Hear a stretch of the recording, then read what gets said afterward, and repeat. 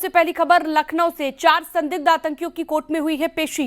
ATS को 5 दिन की रिमांड मिली है। एटीएस रिमांड पर शाकिब, लोकेश, विकास, अरबाब और देश में फैलाने वाले थे ये दहशत। साजिश इन्होंने रची हुई थी जिसका आरोप इन पर लगा है। एटीएस रिमांड पर हैं अब ये 4 संदिग्ध आतंकी, जिनकी तस्वीर भी आप आपकी स्क्रीन पर देख पा रहे हैं। ये 4 वही संदिग्ध आतंकी हैं जिनकी कोर्ट में पेशी हुई और अब इन्हें रिमांड पर ले लिया गया है। इनसे पूछताछ की जाएगी। एंटी टेररिस्ट स्क्वाड इनकी पूछताछ करेगी। 5 दिन तक ये पूछताछ की जाएगी। तो देश में दहशत फैलाने की साजिश करने का आरोप इन पर लगा है।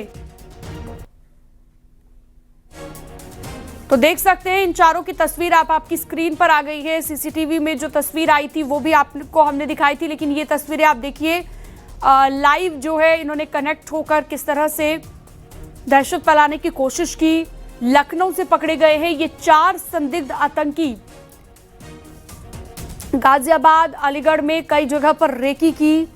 कुछ ठिकानों पर अलीगढ़ में भी इन्होंने रेकी की। तो 5 दिन की रिमांड एटीएस को मिल गई है। ऋषभमणि त्रिपाठी जुड़ चुके हैं फोन लाइन पर ज्यादा अपडेट और जानकारी के साथ। ऋषभमणि, और क्या जानकारियां मिली है इन 4 संदिग्ध आतंकियों से जुड़ी हुई? देखिए, इन लोगों के पास से जो इलेक्ट्रॉनिक डिवाइस बरामद हुई हैं उसका सबका डेटा रिट्रीव करने के लिए फॉरेंसिक लैब भेजा जा चुका है। रिट्रीव डेटा जैसे ही प्राप्त होगा इन 5 दिनों के दौरान उस डेटा का एनालाइज किया जाएगा और उसके आधार पर इन लोगों से पूछताछ की जाएगी। वहीं इन आरोपियों के नेटवर्क से और कौन लोग जुड़े हुए उनके बारे में पूछताछ की जाएगी। उनको चिन्हित करके उनको भी हिरासत में लिया जाएगा। किस पाकिस्तानी हैंडलर के निर्देश पर ये किस आतंकी संगठन के संपर्क में थे इसकी जानकारी भी ली जाएगी। जिन जिन स्थानों की इन लोगों ने रेकी की है उन स्थानों का चिन्हीकरण किया जाएगा, पॉइंट आउट मेमो तैयार किया जाएगा और इसके साथ ही इनके जो बैंक खाते हैं उनका एनालाइज किया जाएगा। बैंक खातों से जो डिटेल मिलेगी, कहां कहां से कितनी रकम आई है, आगे किसको भेजी गई, इसकी जानकारी और उसी के आधार पर पूछताछ की जाएगी इन 5 दिनों के दौरान। ठीक है, बहुत शुक्रिया विस्तार से जानकारी देने के लिए आपका ऋषभमणि त्रिपाठी।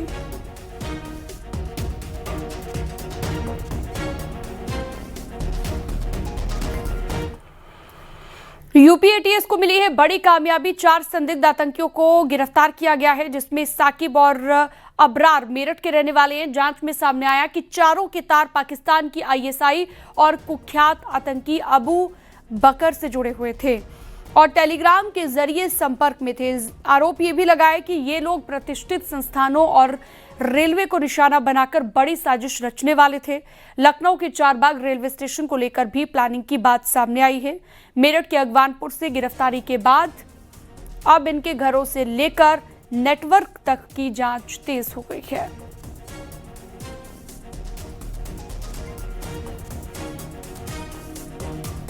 एटीएस ने 4 आतंकियों को गिरफ्तार किया है जिसमें साकिब का नाम है। साकिब वही शख्स है जिसका AK-47 के साथ वीडियो वायरल हो रहा था। यही साकिब का घर है। आप देख सकते हैं गेट लगा है, अंदर लोग हैं लेकिन मीडिया से बात नहीं करना चाहते। जो लोग हैं वो उनका साफ तौर पे ये कहना है कि अब साकिब से उनका कोई रिश्ता नहीं है। बताया जाता है कि साकिब 6 से 7 साल पहले हैदराबाद चला गया था। वहीं वो एक नाई की दुकान करता था, लेकिन जिस तरीके से एटीएस ने आरोप लगाए हैं उनकी जांच में पाया गया है जो कि डिलीटेड चैट्स मिले हैं उसमें ये साफ हुआ है कि साकिब आतंकी मॉड्यूल के लिए काम करता था।